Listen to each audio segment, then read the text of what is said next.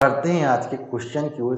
जैसा कि यहाँ पर दिया गया है, एसएससी के एग्जाम में 2023 में आ चुका क्वेश्चन है। तो जैसा कि हमें यहाँ पर दिया गया है कि एक कॉलेज में लड़कों एवं लड़कियों की संख्या का अनुपात 3:2 है।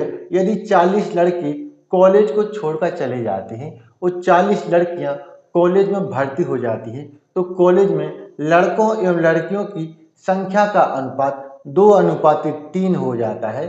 तो कॉलेज में लड़कों की प्रारंभिक संख्या को हमें यहाँ पर ज्ञात करना है, पता करना है। तो जैसा ही क्वेश्चन में हमें यहाँ पर दिया गया है कि यहाँ पर कॉलेज में बॉय एंड गर्ल की संख्या का रेशो यहाँ पर 3 हमें यहाँ पर 2 दिया गया है, जो कि बाद में 2:3 हो जाता है।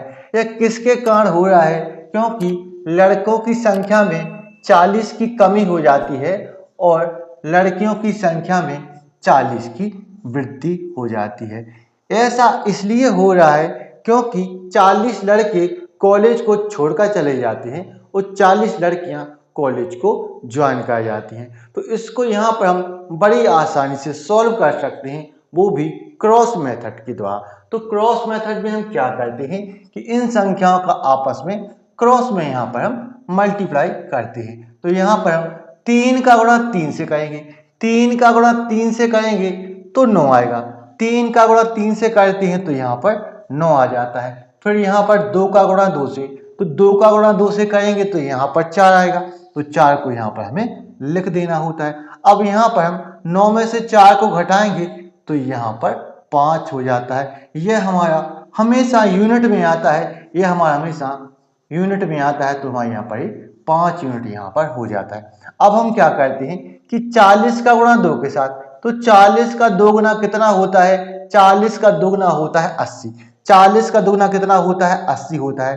तो 80 को यहाँ पर हम लिख लेते हैं। अब यहाँ पर -40 को यहाँ पर हम 3 से गुणा करते हैं। -40 का गुणा यहाँ पर हम 3 के साथ करते हैं तो माइनस का यहाँ पर 120 आएगा। कितना आएगा? माइनस का यहाँ पर 120 आ जाता है, जिसको हमें 80 में से माइनस करना होता है। यहाँ पर माइनस माइनस प्लस हो जाता है, तो यहाँ पर 80 प्लस 120 200 हो जाता है। कितना हो जाता है? 200 हो जाता है, जो कि हमेशा 5 यूनिट के बराबर आता है। अब यहाँ पर 5 यूनिट का मान 200 है, 5 यूनिट का मान यहाँ पर 200 है, तो हमें यहाँ पर 1 यूनिट का मान यहाँ पर निकालना होगा। 1 यूनिट का मान निकालने के लिए हम 5 से 200 में भाग करते हैं, डिवाइड करते हैं। तो यहाँ पर 40 बार यहाँ पर डिवाइड होगा। यहाँ पर हमारा 1 यूनिट का मान निकल के 40 आ जाता है कि 1 यूनिट बराबर यहाँ पर 40 है। तो क्वेश्चन में हमसे यहाँ पर लड़कों की प्रारंभिक संख्या हमसे यहाँ पर पूछी जा रही है, यानी कि हमसे यहाँ पर बॉयज की संख्या पूछी जा रही है। अब यहाँ पर यदि क्वेश्चन में लड़कियों की संख्या पूछता तो हम यहाँ पर 2 यूनिट का मान पता करते, लेकिन हमसे यहाँ पर लड़कों की संख्या पूछी जा रही है, यानी कि हमें यहाँ पर 3 यूनिट का मान यहाँ पर पता करें। तो क्वेश्चन में हमसे यहाँ पर 3 यूनिट का मान पूछा जा रहा है। तो 1 यूनिट हमारा 40 के बराबर है। यदि 1 यूनिट 40 के बराबर है तो 3 यूनिट का मान निकालेंगे, तो 3 से यहाँ पर हम 40 का गुणा करते हैं तो हमारे यहाँ पर सीधा सीधा आंसर निकल के आ जाएगा 120, जो कि बिल्कुल सही है और जो कि ए है। आपको यदि यह वीडियो पसंद आया है तो इस वीडियो को लाइक करें, शेयर करें, हमारे चैनल को सब्सक्राइब करें। तो मिलते हैं नेक्स्ट वीडियो में। Thank you for watching.